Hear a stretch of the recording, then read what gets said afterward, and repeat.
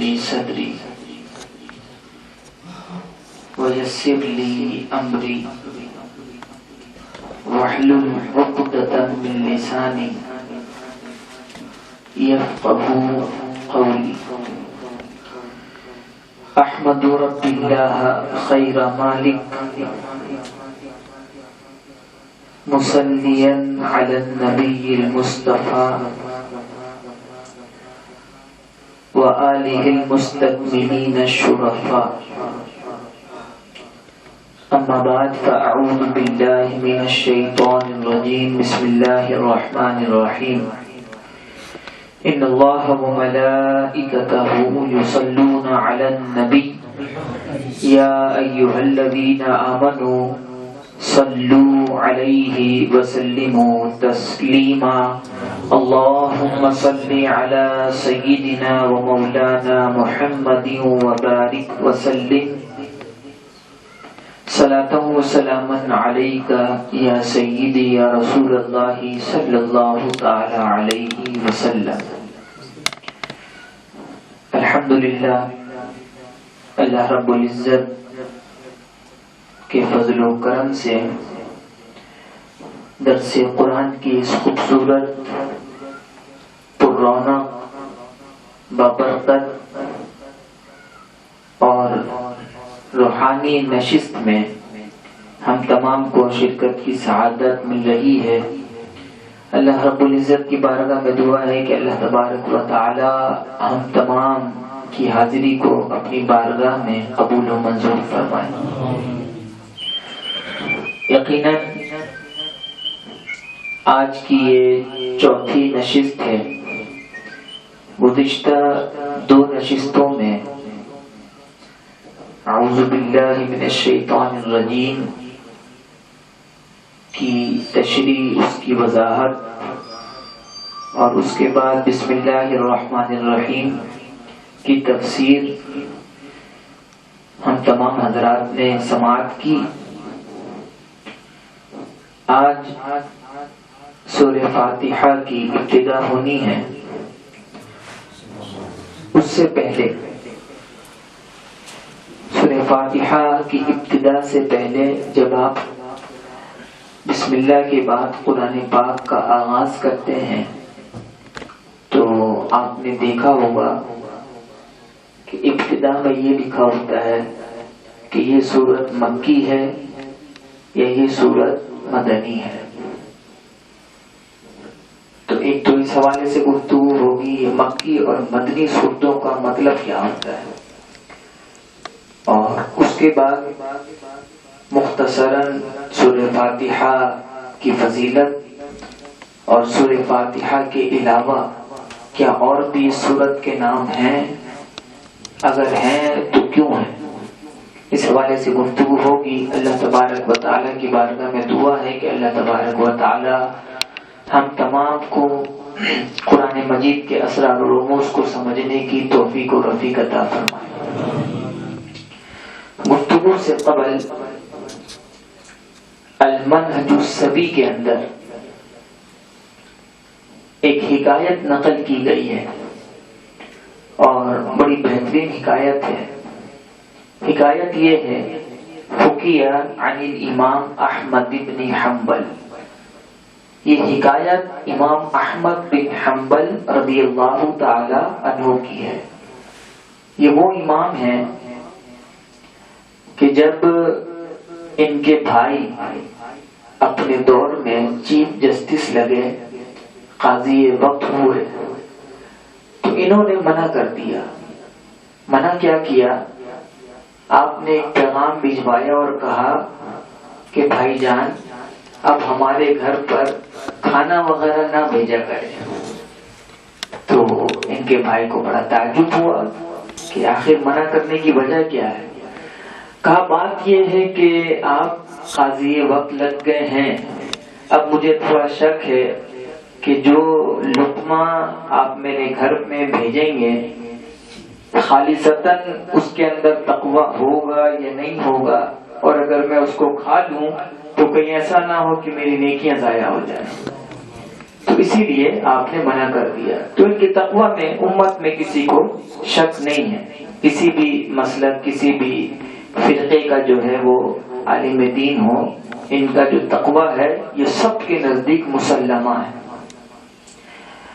قال امام احمد بن حنبل فرماتے ہیں رأیت رب العزت فی المنام، میں نے خواب میں اللہ تبارک و تعالی کی زیارت کی، رب کو دیکھا.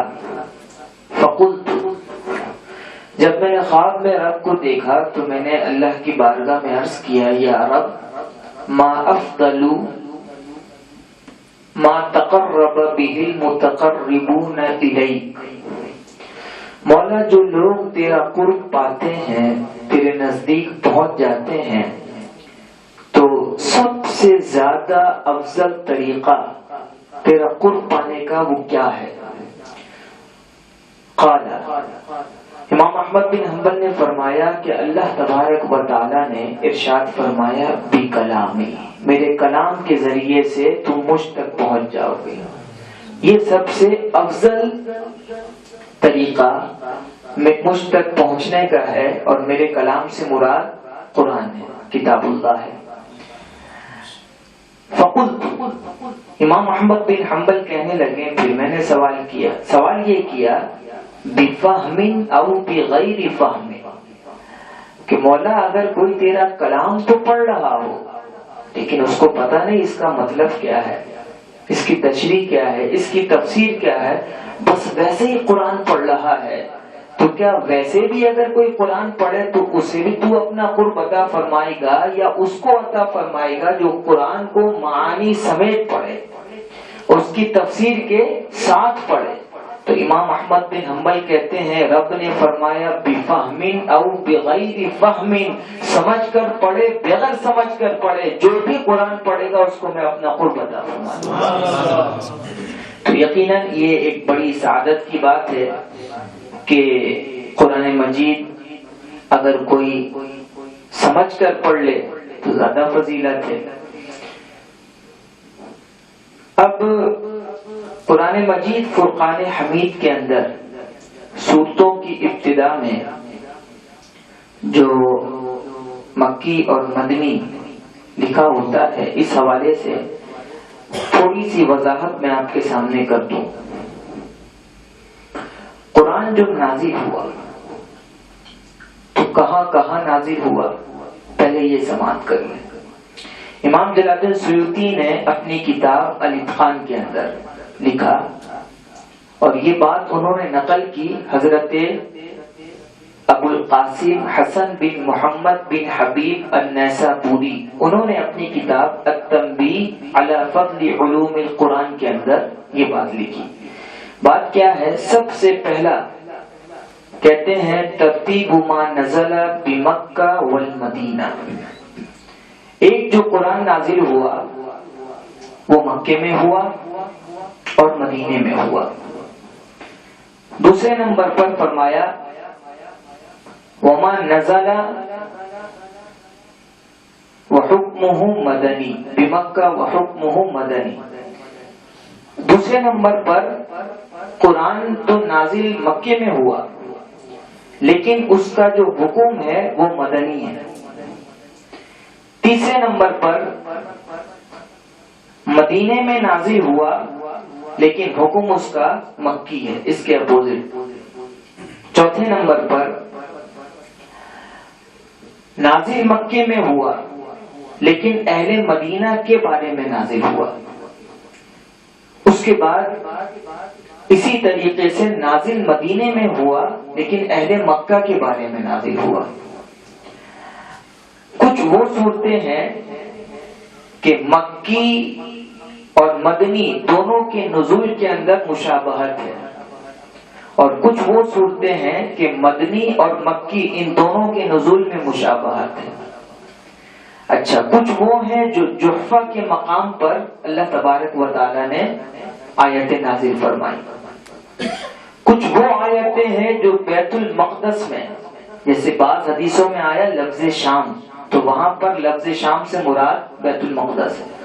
تو بیت المقدس میں اللہ تبارک و تعالی نے کچھ آیات کا نزول فرمایا. کچھ وہ آیتیں ہیں جن کو اللہ تبارک و تعالی نے طائف کے مقام پر جس کا نزول فرمایا. کچھ وہ ہیں جو حدیبیہ کے مقام پر اللہ تبارک و تعالی نے قرآن کا نزول فرمایا. کچھ آیتیں وہ ہیں جس کا نزول رات کے وقت میں ہوا ہے، اور کچھ وہ ہیں جس کا نزول دوپہر کے وقت میں ہوا.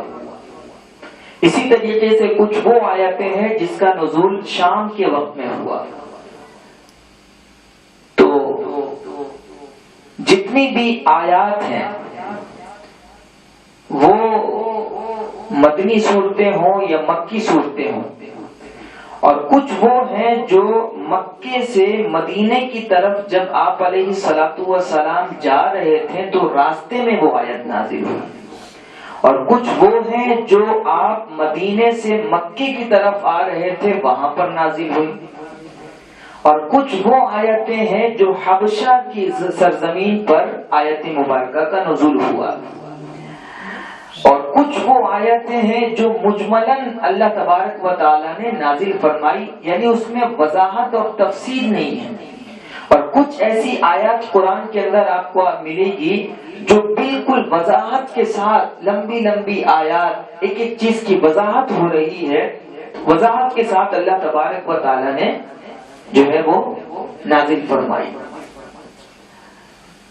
تو تقریباً جو ہے وہ ان تمام صورتوں کو ملائیں تو 25 صورتیں بن جاتی ہیں. یعنی مکہ میں، مدینہ میں، حبشہ میں، حدیبیہ میں، ان تمام کو آپ ملائیں تو ٹوٹل 25 جو ہے وہ صورتیں بن جاتی ہیں.